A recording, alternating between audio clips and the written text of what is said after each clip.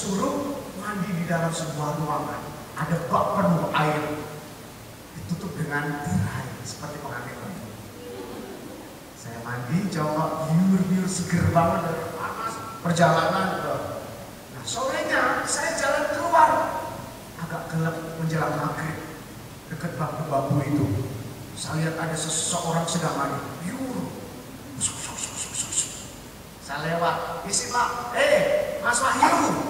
Tapi Jono sedang mandi copok di bawah bambu-bambu, pakai air cuma satu ember kecil, gosok-gosok itu. Wait, saya baru, wah keluarga ini ternyata harus kirim air. Saya tadi mandi dengan biur ya. Saya sejak saat itu kalau mandi pakai sapu tangan saya lapin ke ketek saya semuanya, biar irit air.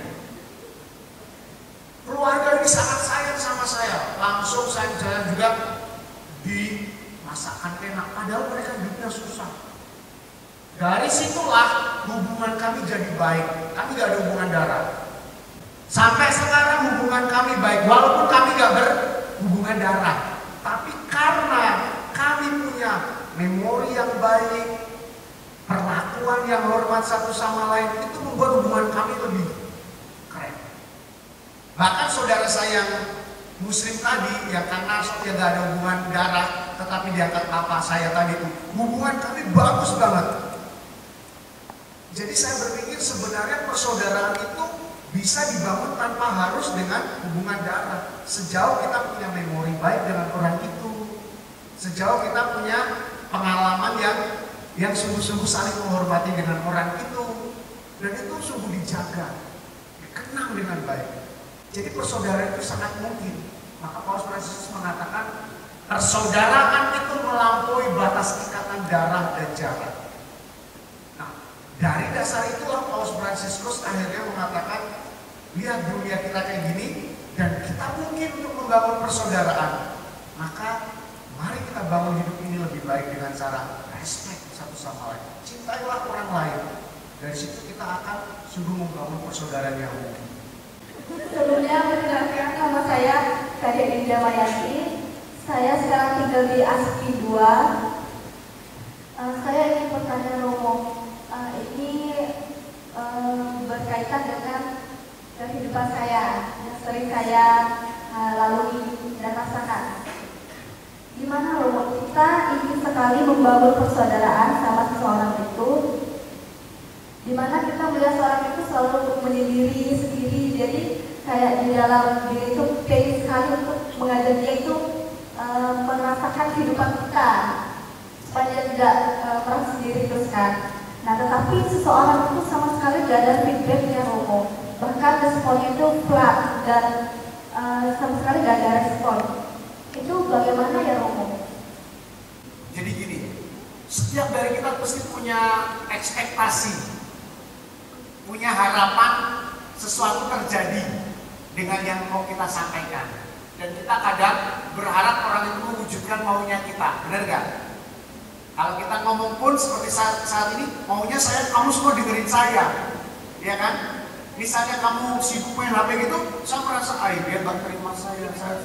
Padahal belum tentu kamu nyatet, bisa saja nyatet omongan saya buat quote, atau kamu memang metodenya itu gak melihatin orangnya, tetapi melihat ke tempatnya, tapi kopinya dipasang.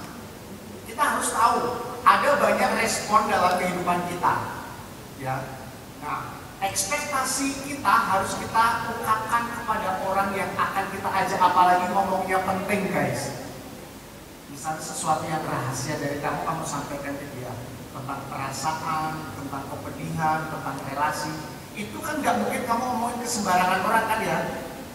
Nah, baiknya supaya kamu gak kecewa, ngomonglah, aku mau ngomong sesuatu, mau gak kamu dengerin? Ini penting. Iya kan?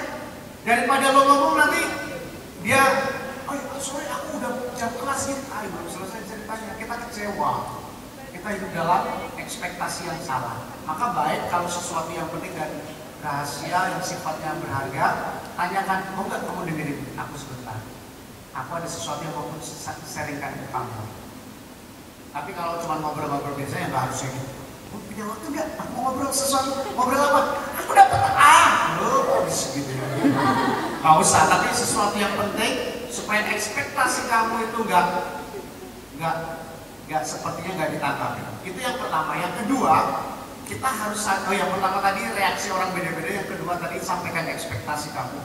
Yang ketiga menurut saya, kadang kita butuh jawabannya itu yang seperti ini. Katakan saja, nanti aku habis cerita kamu peluk aku ya. Gak apa-apa. Nanti kalau kamu habis aku cerita, kamu tolong sampaikan, oke, kamu yang kuat ya. Kamu bilang gitu ya, kamu ya, aku butuh banget kayak gitu deh, benar. Gak apa-apa loh, ngomong aja. Nah, jadi sampaikan saja, yang saya butuhkan cuma tadinya, nanti kamu gak usah nanggapin, gak apa-apa. Yang penting aku ngomong. Nah, jadi sampaikan, biasakan diri untuk menyampaikan mau kamu ke orang. Kalau dia mengatakan, sorry aku gak bisa, ya sudah, jangan dipaksa. Jadi dalam berkomunikasi latihlah itu supaya kamu gak hidup dalam ekspektasi yang berlebihan sehingga kamu kecewa dan akhirnya kamu merasa diri buruk. Itu saja dari saya. Terima kasih. Sebelumnya perkenalkan, saya Yohanita Mandala Jawantari. Saya dari Asrama 2. Saya di sini sebagai mahasiswa semester 5. Pertanyaan saya ada dua, Romo. Yang pertama tadi mengenai banyak peristiwa di zaman ini bagaimana anak itu meninggalkan orang tuanya. Saya punya pengalaman bahwa orang tua saya itu mengatakan, nanti kalau Mbak sudah besar, ayo Mak, kita beres-beres baju, kita pergi ke panti jompo. Padahal di sisi itu saya tidak mengatakan bahwa saya tidak mencintai orang tua saya. Lalu untuk pertanyaan yang kedua, kita kan sebagai saudara bersama kita harus bisa mendengarkan sesama kita.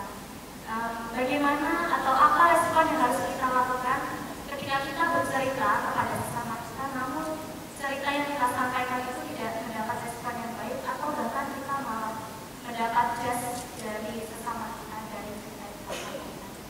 Mungkin itu saja, terima kasih.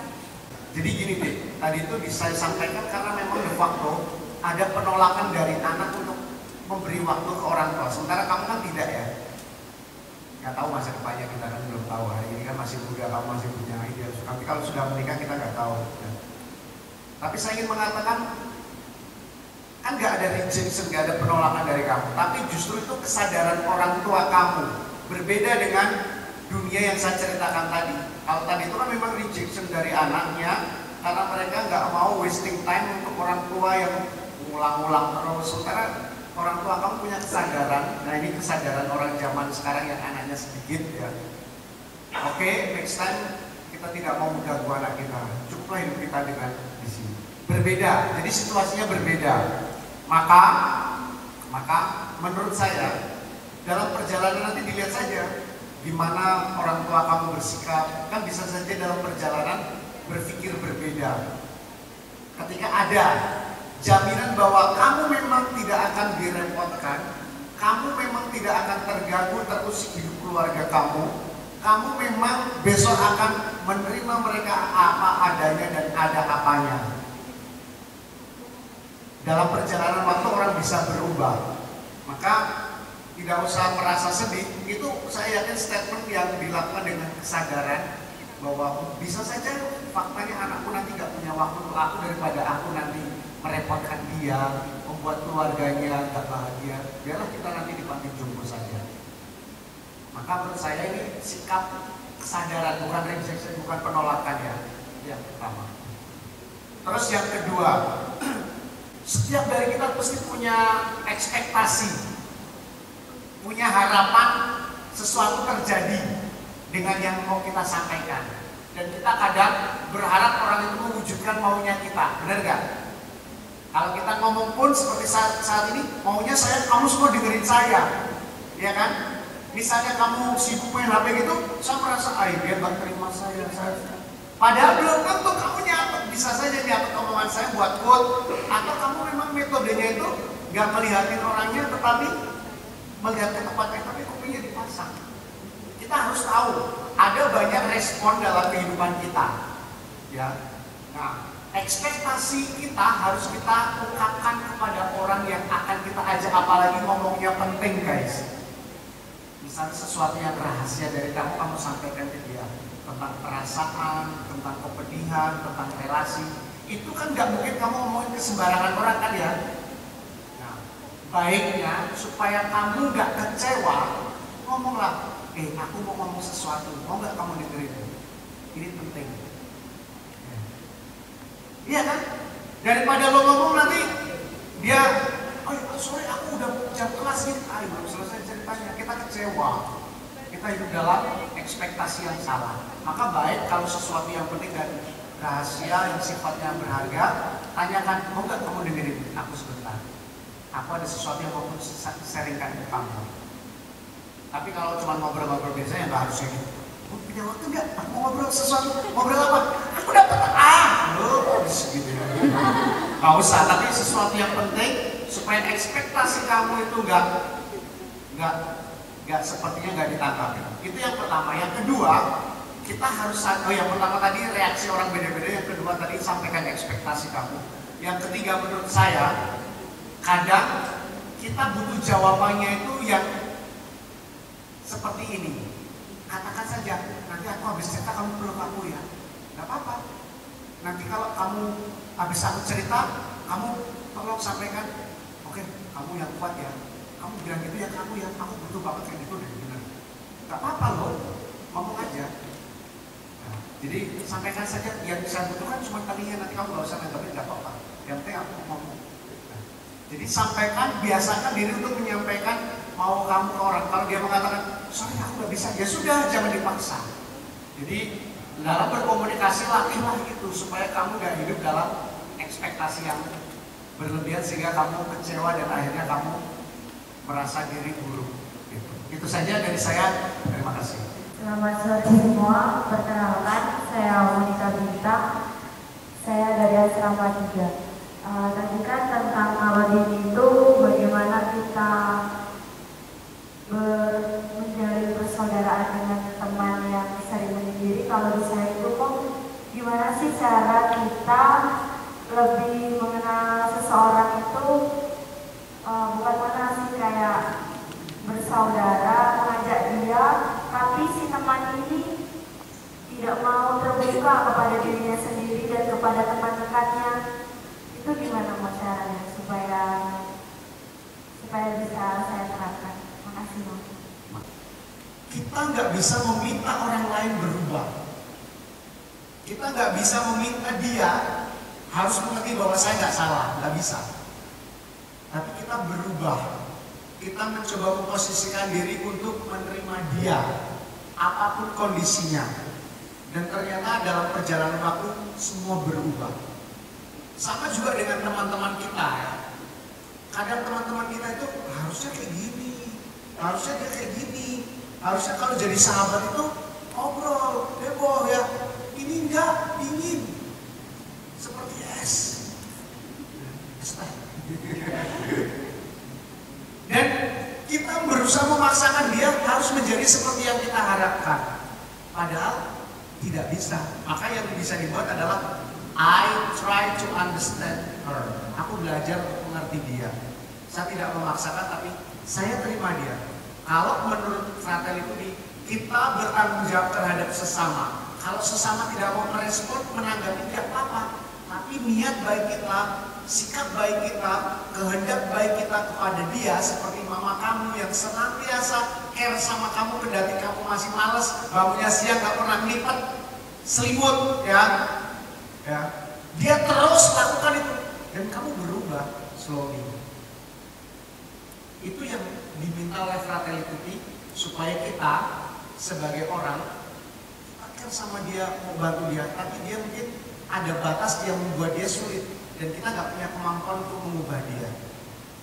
Tapi dia kemudian perlahan-lahan melihat kita dan semoga dia tahu bahwa aku care sama kamu. That's much more important. Itu lebih penting dalam hidup. Kadang kata-kata itu nggak berbicara banyak, tapi gestur kita, sikap kita, senyum kita itu mengubah orang. Jadi kamu nggak usah kecil hati. Misalnya lihat teman kamu cuman kayak gitu aja, nggak bisa kamu masukin dia, ya sudah. tapi kamu with open arms, perang terbuka, siap terima dia. Anytime, kapan saja. Ya. Dan dia tahu aku punya orang yang bisa aku percaya. Gitu. Itu jawaban saya untuk kamu ya. Jawabannya yang kedua sama dengan kamu mirip. Ya, gimana kita membantu orang lain supaya kita bisa tiktokkan gitu ya, deket ya. Ya. Tapi kadang ya, sejauh saya tahu, dunia kita kadang nggak sama. Ada orang yang dunianya itu introvert, kita ekstrovert. Ada yang orang itu hobinya melankolis, nggak ada capeknya ngoceh. Nah, tapi ada temen yang cuman, apakah salah orang yang kayak gitu? Enggak. Belajarlah mengerti bahwa orang itu berbeda, tidak harus menjadi sama. Heboh bukan berarti dia teriak-teriak, enggak. Heboh belum tentu gayanya gitu. Mungkin dia gayanya cuman dikit-dikit gitu ya. Jadi belajar untuk mengerti orang lain. Dan kadang ada pepatah yang baik juga. Teman banyak itu berkah. Tapi sedikit teman, sejauh dia terpercaya dan baik, itu juga berkah untuk kita. Jadi kadang kita nggak usah bermimpi semua harus kita masukin ya. Kadang ada batas-batas orang yang dunianya memang dunia yang berbeda. Tapi kita nggak punya niat buruk sama dia, nggak pernah berpikir buruk tentang dia. Tapi kita selalu membagikan, guys. Kalau dia tidak mau, nggak apa-apa. Kalau namanya pertolongan itu kan mau diterima atau nggak masalah kan. Kita nggak usah merasa sakit hati, ya kan? Kita mau bantu. Jadi teruslah kamu membagikan sukacita kamu, kebaikan kamu kepada dia, menyapa dia. Dan bila dia membutuhkan sesuatu, cocoknya bukan dengan kamu, ya, kenapa tidak? Mungkin dia lebih terbuka dengan orang lain yang bisa dia percaya. Mungkin dia ada masa lalu yang membuat dia takut lihat kamu yang badannya besar, kan? Ini seperti ibu tiri aku, mungkin bisa. Tapi dia lihat orang lain, figur lain yang bisa mampu. Gitu. Jadi kita nggak usah habiskan energi kita untuk berpikir seolah-olah dunia hancur karena kita nggak disapa, nggak bisa masuk ke orang lain. Jangan. Kamu punya energi banyak untuk membangun hidup yang lebih baik. Itu jawaban saya. Terima kasih. Perkenalkan, nama saya Hidayah. Saya berasal dari asrama Yunita. Di sini saya ingin bertanya, bagaimana cara menyadarkan seseorang yang acuh tak acuh atau bodo amat untuk menjaga kelestarian lingkungan sekitar? Contohnya, masih suka buang sampah sembarangan, masih suka menebang pohon, dan menyebar polusi. Padahal ia sudah dibagikan wawasan tentang pentingnya kelestarian lingkungan dan alam. Terima kasih. Perkenalkan, nama saya Patrick, saya dari rumah retret. Ya, RR, yang lain sudah tahu ya. Pertanyaan saya mungkin agak lebih panjang karena terkait dengan permasalahan lingkungan yang kita bahas tadi. Permasalahan lingkungan kita yaitu terutama tentang sampah yang kita lihat di depan tadi. Karena banyak sekali sampah-sampah yang sulit diurai. Nah, menurut saya kenapa mereka sangat sulit menguraikan sampah? Karena kecenderungan masyarakat kita, mereka hanya tahu tempat sampah saja, namun tidak bisa membedakan mana sampah kering dari sampah basah. Jadi, apakah menurut suster kita bisa atau saran apa yang tepat untuk menyadarkan kita semua agar kita bisa memilah dan membedakan sampah yang akan kita buang? Itu saja. Terima kasih. Tetapi yang pertama tadi mirip, bagaimana cara menyadarkan, gitu ya? Lakukan dari dirimu dan kasih contoh. Itu saja. Kasih contoh ke mereka bahwa kamu berbuat, lalu kemudian kalau kamu bisa mengingatkan, syukur. Tapi kalau misalnya tidak, buat dari kamu. Itu sudah buat berapa? Gitu. Lalu begitu deh. Kita ngomong, tadi saya dengar Romo Wahyu mengatakan ketika ada pertanyaan apa begitu, kita tidak bisa mengubah mindset orang. Cara kita berbicara, orang berpikir. Tapi mulai dari diri. Karena sebenarnya untuk permasalahan ini mulai dari diri. Begitu. Lalu kemudian yang kedua, bagaimana menciptakan yang sampah-sampah tadi ya, sampah ini mau dibuat apa, sampah itu mau dibuat apa. Iya, untuk mengajak teman-teman yang kurang memahami mana sampah basah, mana sampah kering seperti itu. Untuk memberi pemahaman itu, dia kasih penjelasan untuk yang pertama. Yang kedua, siapkan tempatnya. Kalau misalnya, ada sampah organik, tapi kamu nggak siapin tempatnya, ya orang bingung nih. Kayak rumah rata-rata itu, setahu saya di dekat tempat makan ada tulisannya tuh, sampah organik, sampah anorganik, begitu. Tapi juga kamu harus jelaskan, sampah basah, sampah kering. Kalau misalnya daun dikasih basah, itu sampah basah atau sampah kering? Kalau daun posisinya jatuh dari pohon, kering-kering, itu sampah basah atau sampah kering? Jadi masukkan ke organik atau anorganik? Katanya beda sama basah sama kering. Nah, itu kan harus dikasih penjelasan yang jelas. Mana yang sampah yang bisa diolah, mana sampah yang tidak bisa diolah. Sampah yang tidak bisa diolah itu adalah sampah-sampah yang seperti misalnya plastik. Lalu kemudian kita bedakan saja. Yang organik itu adalah sampah-sampah yang bisa diolah. Itu adalah limbah rumah tangga, sisa-sisa sayuran, sisa-sisa makanan, semua yang berasal dari alam itu bisa balik lagi ke alam. Simpel saja. Kamu buang sampah, masukkan ke lokasi buat lubang, lalu kemudian kamu tutup lagi, itu udah jadi balik lagi ke alam, dong. Daripada kamu masukkan, buang jadi satu dengan sampah plastik, itu kan yang terjadi. Yang terjadi di sekitar area publik itu begitu. Masukkanlah sampah plastik, sampah-sampah dapurmu, sisa-sisa apa, masukkan dalam plastik, lempar. Itulah kenapa tahun lalu terjadi kebakaran di TPA.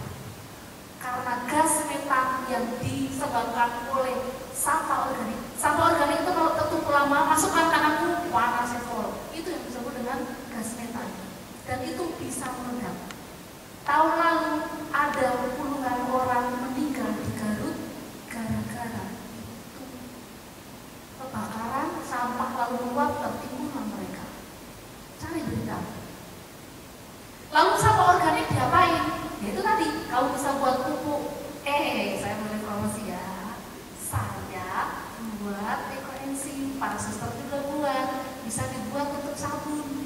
Kamu bisa pakai untuk mandi. Daripada kamu buang, bisa dibuat sabun, dimanfaatkan lagi toh. Nah, bisa. Mau belajar tanggal 21 datang ya, Februari itu. Lalu masih banyak lagi caranya. Mau dibuat apa saja banyak caranya. Sampah organik. Sampah anorganik bisa dibuat macam-macam. Salah satunya adalah, tapi ini membutuhkan teknologi. Misalnya dia diolah menjadi BBM bisa. Atau dipres menjadi seperti yang kamu katakan batu bata itu bisa, tapi membutuhkan orang. Yang bisa kita lakukan apa? Simple. Kamu ambil sampahmu plastik, cuci, buka tutupnya, cuci, jemur. Setelah dijemur apa yang kamu lakukan? Guntingi. Setelah itu masukkan ke dalam botol. Itulah yang disebut dengan EcoBrick. Satu botol ukuran 60 liter, 600 mililiter, yang segini nih, yang segini, kamu masukkan itu sudah memuat 200 gram sampah plastik. Kamu bayangkan, 200 gram sampah plastik itu kalau dibiarkan aja. Kalau 5 botol sudah 1 kilo loh. 1 kilo plastik itu 1 karung, Mama. Kamu bisa buat tempat duduk begini. Ini tempat duduk. Begini, ini membutuhkan berapa botol. Berarti kamu sudah menyelamatkan bumi dari sampah-sampah yang kamu olah dengan simpel banget, semua orang bisa lakukan. Bisa toh? Suster males, cuci sampahmu, keringkan, setor. Suster Diana ada di sana untuk GPIC yang ada di Laverna. Nanti suster nanti kan kita bekerja sama untuk GPIC. Atau sebagai orang muda, kalau tadi ada grup, ayo kita buat, kita kasih contoh.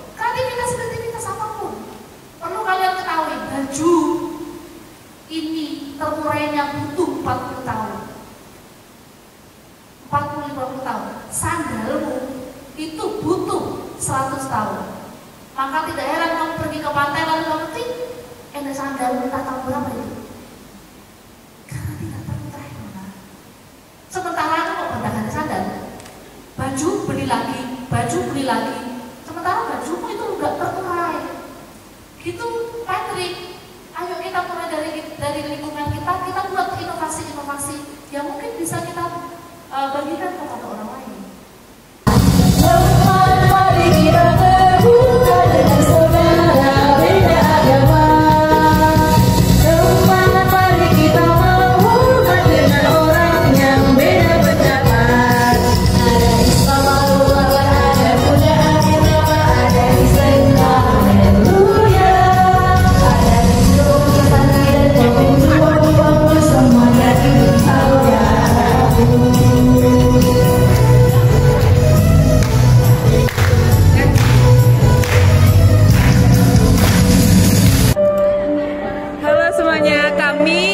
Asrama Aspi 1, nama saya Laura, nama saya Alia, dan saya Tania Immanuel. Ini tadi acaranya sangat seru. Luar biasa. Ini mengajarkan kami tentang alam Dan tentang persaudaraan antara umat beragama. Kita Halo semuanya, perkenalkan kami dari Aspi 1. Nama saya Aulia Putri Delima. Saya Aulia Kantika Putri. Saya Kornia Geta. Kesannya seru.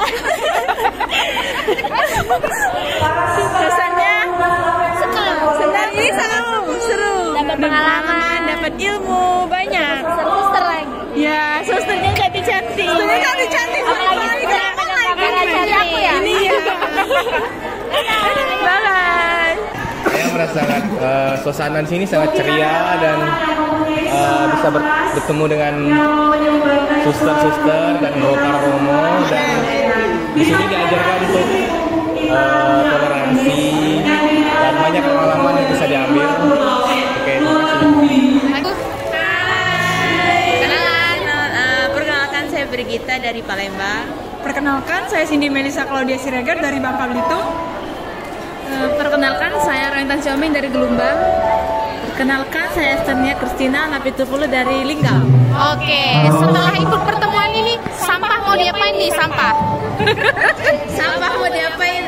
Pastinya yang basicnya dulu dari kita itu membuang sampah pada tempatnya. Kita memilah sampah. Ketika kita buang sampah, kita milah ada organik dan anorganik. Mungkin itu cara simpel yang bisa kita lakukan sebagai anak muda saat ini.